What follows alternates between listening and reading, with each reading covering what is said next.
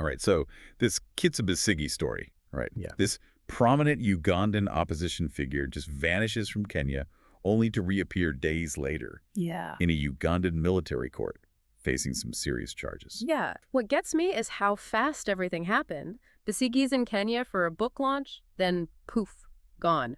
Saturday he disappears. Oh, wow. Then by Wednesday, he's in a Ugandan military court. It's like a spy movie or something. It really is, ripped right from the pages. Yeah. But before we get into all that, let's back up a sec. For those who might not know, can you give us a rundown of who Kizza Besigye is and why he's such a big deal in Ugandan politics? Besigye, he's a longtime rival of President Yoweri Museveni. Okay. Actually, he served as Museveni's personal physician Really? back during the guerrilla war in the 1980s. Wow. But things went sour somewhere along the way because Besigye has run against Museveni in 4 different elections. Wow. And he's been a pretty vocal critic of his government. Okay, so there's a lot of history there. And this isn't the first time Besigye has had legal issues, is it? Not at all. He's been arrested a bunch of times before. Oh, wow. And there have been claims of election fraud and voter intimidation in those past races between him and Museveni. So this new event, while dramatic, it kind of fits into a pattern of political tension and what some people say is, repression in Uganda. Absolutely. So let's get into it. Besigye's in Kenya, then suddenly he's gone. Right. What do we know about this disappearance and how he ended up in a Ugandan court? Well, that's where things get a little fuzzy. Okay. Kenya is saying they had nothing to do with it and are even looking into it as an abduction. Oh, wow. That word, abduction, it's a strong word. Yeah. It carries a lot of weight under international law. What about Uganda? What are they saying?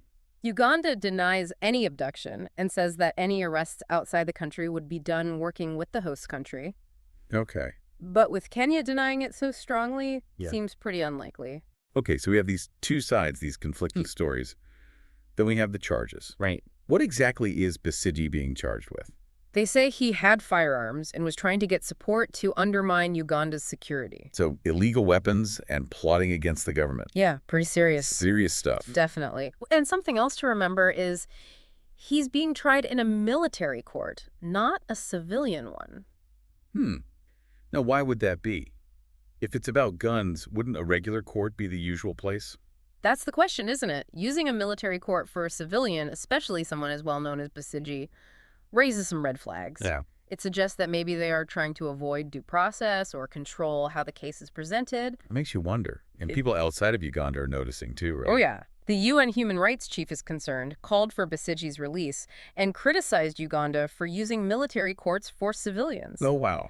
And a U.S. senator even called the whole thing a violation of international norms and is worried about how this might affect U.S. partnerships in the region. So yeah, this is definitely not just a Ugandan thing anymore. Right. It's bringing up questions about human rights and the rule of law in the whole area. Right. It could even mess with diplomatic stuff and international cooperation. So you're saying this could have consequences way beyond Uganda. Yeah, for sure. Okay, so before we go global, let's get back to Besigye. Right. I mean, the guy disappears, then he's in military court facing serious charges. Right. What's his side? His wife, Winnie Byanyima, she's been very vocal. Okay. She runs the UN Agency for HIV/AIDS. Oh, wow. She's said publicly that Besigye hasn't owned a gun in like 20 years. Wow.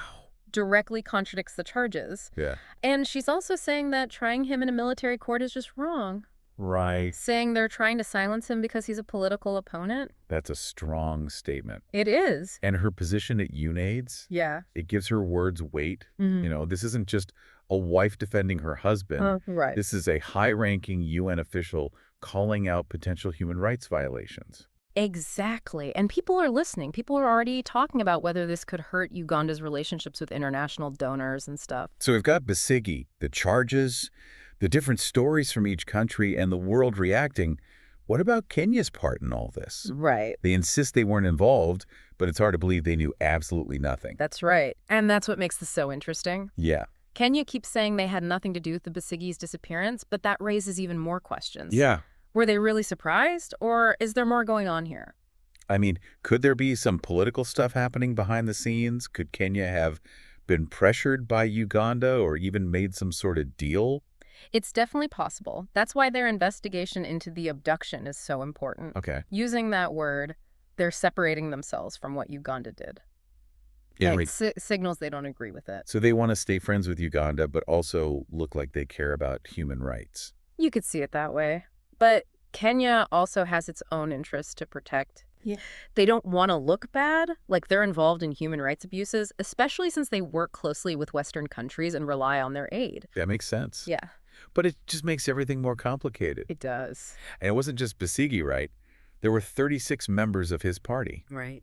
They got deported from Kenya to Uganda back in July. Yeah. And now they're facing terrorism charges there. Oh, wow. And let's not forget those Turkish refugees deported from Kenya last month, which the UN also criticized. You're right. All these incidents, along with Besigye's case, they make you wonder about Kenya and what they're doing with dissidents and refugees.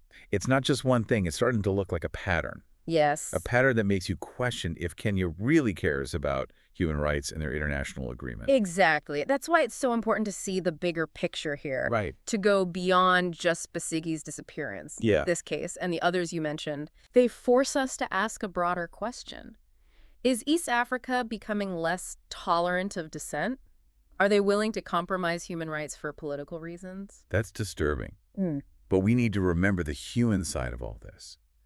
Kizza Besigye, a man who stood up to the powerful and now could face serious consequences. You're right. It's easy to get caught up in all the political stuff, but we can't forget that Besigye is a real person with a family, and his life has been completely turned upside down. But haven't really talked about international pressure.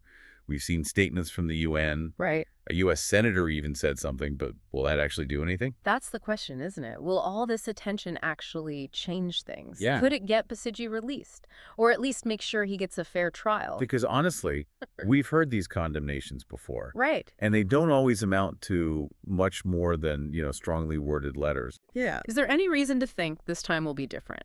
Well, it's possible that the stakes are higher now. Okay. Remember, Besigye's wife, Winnie Byanyima. Right. She runs UNAIDS. Exactly. She's not just some random person. Right. She's a high-ranking UN official. Yeah. Her voice carries a lot of weight, and she's been smart about connecting her husband's case to human rights issues in general. So her involvement could actually make the international pressure stronger.